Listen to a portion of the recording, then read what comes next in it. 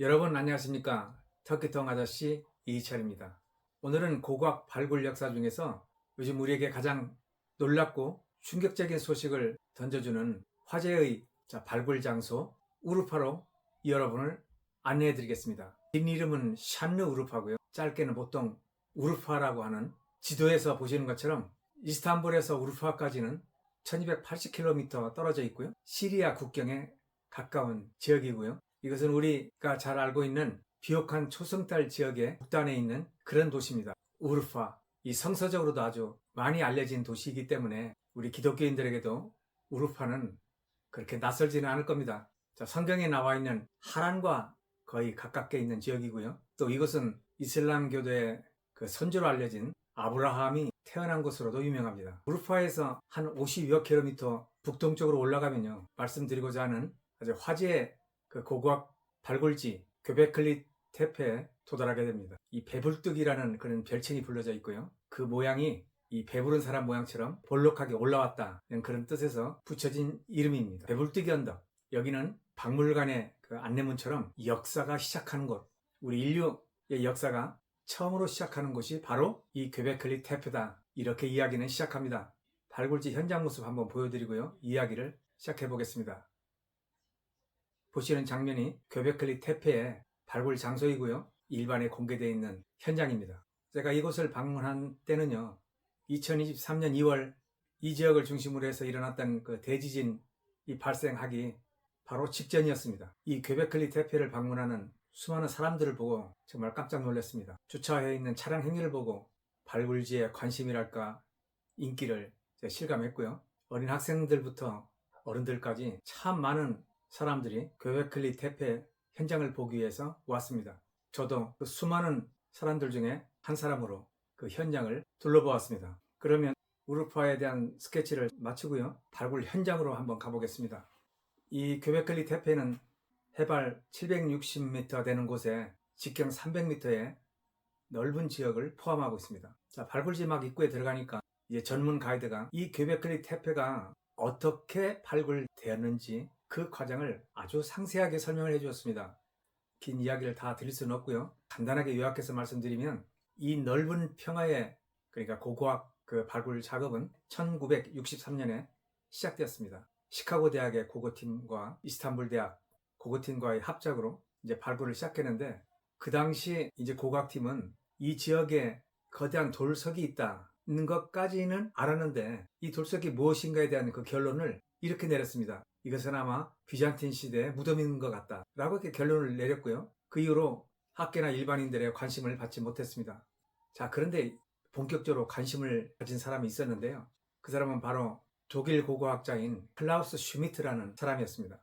이제 이분이 시카고 대학 고고학팀이 그 만든 보고서를 이렇게 보고요, 이제 현지에서요, 이제 발굴 작업을 시작했는데 1994년부터 갑자기 돌아가시기 전 2014년까지 20년에 걸쳐서 이 지역에 발굴 작업을 했는데, 그 결과 놀라운 사실을 발견했습니다. 수없이 많은 아주 정교한 돌기둥이 이 땅 아래 매장되어 있다라는 사실을 알았고요. 1차적으로 이 göbekli tepe라는 아주 놀라운 그 고고학 발굴 현장을 세상에 공개하게 된 겁니다. 이 göbekli tepe, 배불뚝이 언덕이라는 별칭이 있는 이 언덕은 무엇 때문에 인류 문명사를 연구하는 사람들이나 일반인들의 관심을 받을까요? 유적지의 발굴 현장 모습을 한번 보여드리겠습니다. 사진에서 보시는 것처럼 이 배불뚝이 언덕 göbekli tepe에는 T자 형태의 그 거석이 약 250개나 발굴되었습니다. 굉장히 큰 거석인데요, 한 덩어리 거석입니다. 또 이것이 아주 정교한 약 20겹의 원형 형태로 이루어져 있다, 이것이 아주 특색입니다. 이 제작 연대를 기원전 한 9500년에서부터 10,000년 전이라고 하는데요, 지금으로부터 계산을 하면 11,000년 전, 11,500년 전 일이 되겠죠. 여기서 많이 그 발굴되는 이 T자 거석은 사람을 형상한 것으로 이렇게 판단하고 있는데요, 그 T자의 이렇게 위에 있는 그 일자는 이제 사람의 이제 얼굴 부분인데, 그 얼굴 부분에는 어떤 형상은 없습니다. 아래로 내려지는 그 직선, 그 부분은 이제 사람의 몸인데요, 거기에는 여러 가지 형상의 그 구조물이 많이 새겨져 있습니다. 이곳에는 200여 개가 넘는 이 돌기둥이 약 20여 개의 원을 이루고 있는 형태로 되어 있는데요, 평균적으로 그 거석의 높이는요, 약 5 내지 6m 정도 되고요. 한 개의 무게가 보통 10에서 20톤까지 된다고 합니다. 이 거석의 전체 구조는 상당히 그 계획적이고 기하학적 모양을 갖춘 그런 형태로 되어 있습니다. 이러한 것이 왜 생겼을까? 어떤 목적으로 생겼을까? 라는 질문에 대해 현재까지 그 발굴단이 제시한 가설에 의하면 일단 이것은 어떤 종교적인 재단으로 보인다. 이렇게 잠정적인 결론을 내린 상태입니다. 그래서 이것이 우리 인간의 원시 종교의 시발점이 아닐까? 라는 그런 의문이 들게 됩니다. 자, 여기에서 이제 이 괴베클리 태페가 왜 우리에게 놀람을 주고 이게 충격을 주는지, 자, 이곳에 종교적인 재단이라는 이런 잠정적인 그 가설을 인정한다면 괴베클리 태페의 이 발굴 현장은 우리 인류 진화론에 아주 놀라운 그리고 아주 직접적인 그 도전이다, 이렇게 보는 것입니다.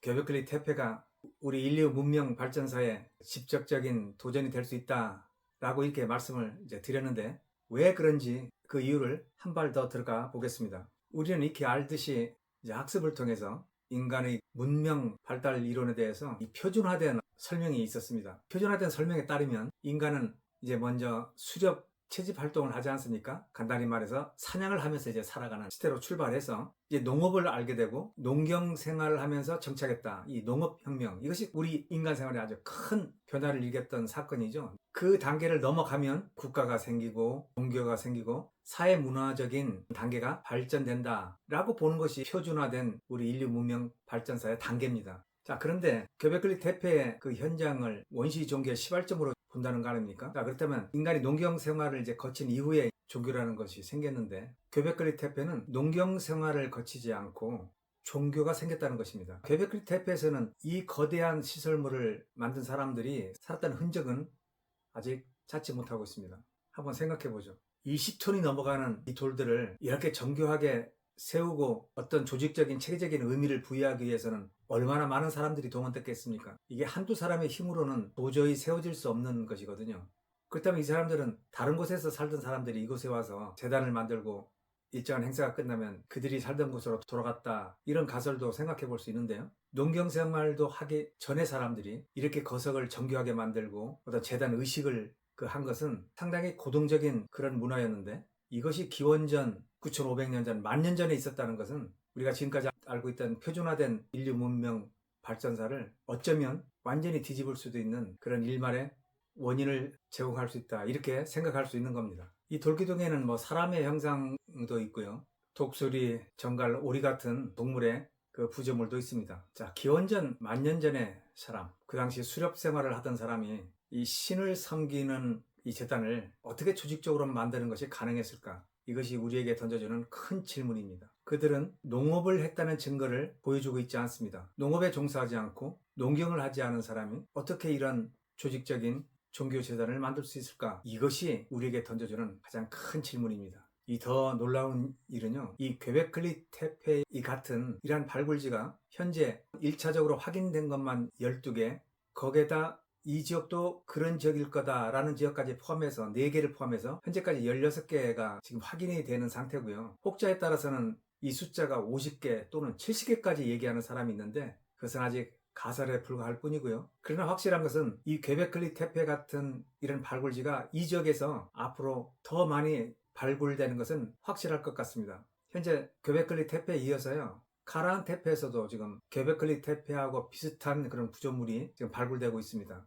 제가 다시 한번 göbekli tepe 지역을 방문해서 좀 진전된 사항을 가지고 방송을 한번 더 해드리겠습니다. 이 배불대기 언덕의 유적지는요, 이집트 피라미드보다는 7,500년, 그리고 영국 스톤헨지보다는 약 7,000년이 앞서 있습니다. 농경사회를 거치지 않은 사람들이 어떻게 이렇게 정교한 신전을 만들었을까? 이 질문에 대한 답을 찾기 위해서 지금 많은 고고학자들이 여기에 매달려 있습니다. 자, 그래서 göbekli tepe를 역사가 시작하는 곳, 이렇게 부르고 있습니다. 자, 이곳을 방문하고 시내로 내려오면 샨루우르파 박물관이 있습니다. 자, 사진에서 보여드리는 이것이 샨루우르파 박물관 건물 입구인데요. 이 박물관이 규모가 아주 큽니다. 아주 대형 박물관입니다. 자, 이 박물관 한쪽에 gö베클리 테페에서 발굴된 그 틱자형 거석을 많이 전시해놨습니다. 그래서 꼭 박물관을 방문해서 이 틱자형 거석이 어떤 것인지 한번 가까이 보시기 바랍니다. 아까 현장에서는 이게 가까이 볼 수 있는 그런 환경이 안 되거든요. 박물관에 가면 이 거석이 어떤 것인지, 구조물은 어떻게 되어 있는지 이것을 가까이서 확인할 수 있습니다. 자, 제가 그 거석 앞에 이렇게 서봤는데요. 한번 저하고 이 거석하고 비교해 보십시오. 거석이 얼마나 큰지 금방 알 수 있을 겁니다. 자, 지금까지 인류 문명의 역사가 시작하는 곳 우르파에 있는 배불뚝이 언덕 gö베클리 테페 발굴 현장 모습을 여러분께 소개해 드렸습니다. 자, 오늘 방송은 여기까지입니다. 시청해 주신 여러분 고맙습니다.